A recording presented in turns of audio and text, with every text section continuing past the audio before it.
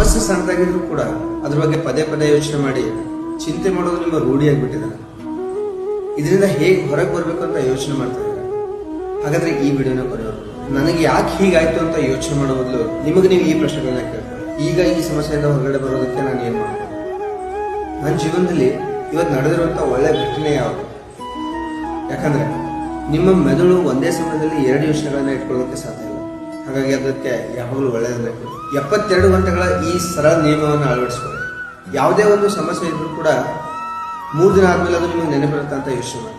ನಿಮ್ಮ ಉತ್ತರ ಇಲ್ಲ ಅಂತಾದ್ರೆ ಅದ್ರ ಮೇಲೆ ನೀವು ಚಿಂತೆ ಮಾಡಿ ಯಾವುದೇ ಪ್ರಯೋಜನ ಇಲ್ಲ ಅಂತ ಅರ್ಥ.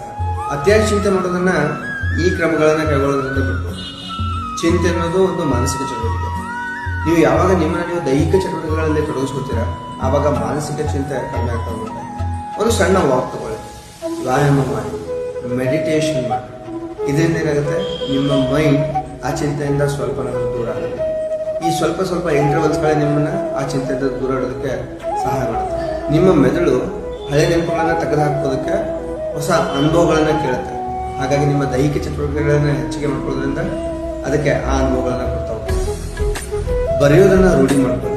ಸಮಸ್ಯೆ ಏನಿದೆ ಮತ್ತು ಅದಕ್ಕೆ ಸಾಧ್ಯವಾದ ಪರಿಹಾರಗಳು ಏನು ಅನ್ನೋದನ್ನ ಬರೆಯೋದಕ್ಕೆ ಶುರು ಮಾಡಿ.